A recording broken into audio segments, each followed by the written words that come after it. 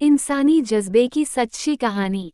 ये एक लड़की की सच्ची कहानी है जो हमें कठिन से कठिन परिस्थितियों के बावजूद जीवन को सकारात्मक तरीके से जीने और अपने लक्ष्य को प्राप्त करने की प्रेरणा देती है। 25 सितंबर 2000 की बात है। तब मैरीसेल अपाटन मेरिकेल एप्टन महज 11 साल की थी। उस दिन वो अपने अंकल के साथ पानी लाने के लिए बाहर निकली हुई थी। रास्ते में उन्हें 4-5 लोगों ने घेर लिया। उनके हाथों में धारदार हथियार थे। उन्होंने अंकल से जमीन पर झुक जाने के लिए कहा और उन्हें बेरहमी से मारने लगे।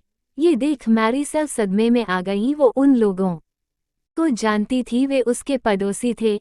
उसे लगा कि अब उसकी जान भी नहीं बचेगी और वो उनसे बचकर भागने लगी, पर वो छोटी थी और हत्यारे आसानी से उस तक पहुंच गए। वो चिल्लाने लगी, कुया वाग पो वाग न यो एकांग टैगईन मावा पो कायोसा एकिन, मुझे मत मारो, मुझ पर दया करो। पर उन दरिंदों ने उसकी एक ना सुनी और उनमें से एक ने गले पर चाकू से वार किया। मैरीसेल जमीन पर गिरकर बेहोश हो गई। जब थोड़ी देर बाद उसे होश आया तो उसने देखा कि वहां खून ही खून था और वे लोग अभी भी वहीं खड़े थे। इसलिए उसने बिना किसी हरकत के मरे होने का नाटक किया। जब वे लोग चले गए तब वो उठी और घर की ओर दौड़ने लगी। भागते भागते ही उसने देखा कि उसकी दोनों हथेलियां हाथ से जुड़ी लटक रही हैं। ये देख मैरीसेल और भी घबरा गई और रोते रोते भागती रही। जब वो अपने घर के करीब पहुंच गई तब अपनी मां को आवाज दी। मां बाहर आई और अपनी बेटी की ये हालत देख भयभीत हो गईं। उन्होंने बेटी को तुरंत एक कंबल में लपेटा और हॉस्पिटल ले गई। हॉस्पिटल दूर था।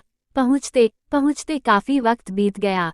डॉक्टर्स को कोई उम्मीद नहीं थी कि वे मैरीसेल को बचा पाएंगे, पर 5 घंटे के ऑपरेशन के बाद भी वो जिंदा थी। पर डॉक्टर्स उसका हाथ नहीं बचा पाए थे। परेशानियां यहीं नहीं खत्म हुई।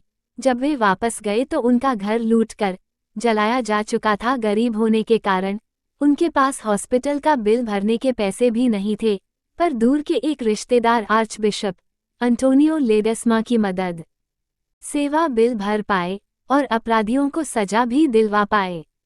इतना कुछ हो जाने के बाद भी मैरीसेल ने कभी भगवान को नहीं कोसा कि उसके साथ ही ऐसा क्यों हुआ, बल्कि उसका कहना है, ईश्वर में विश्वास रखते हुए मैं और भी मजबूत हो गई कि मुझे एक सामान्य जीवन जीना है।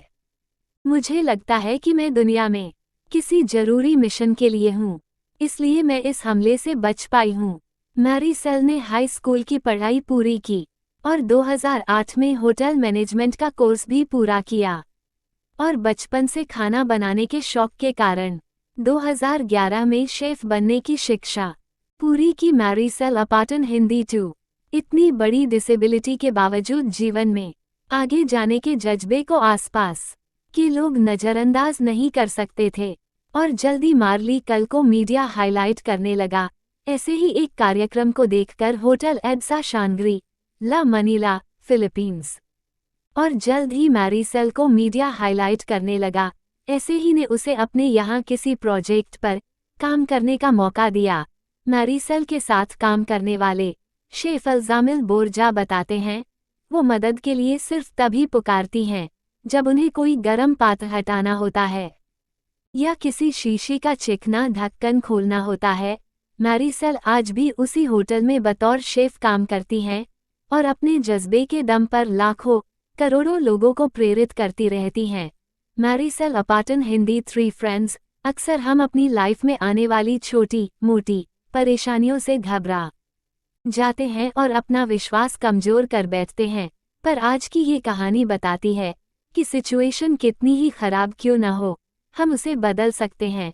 मैरीसेल की कही एक बात हमें याद रखनी चाहिए, यदि आप सपने देखें, कड़ी मेहनत करें और ईश्वर में आस्था रखें तो कुछ भी संभव है।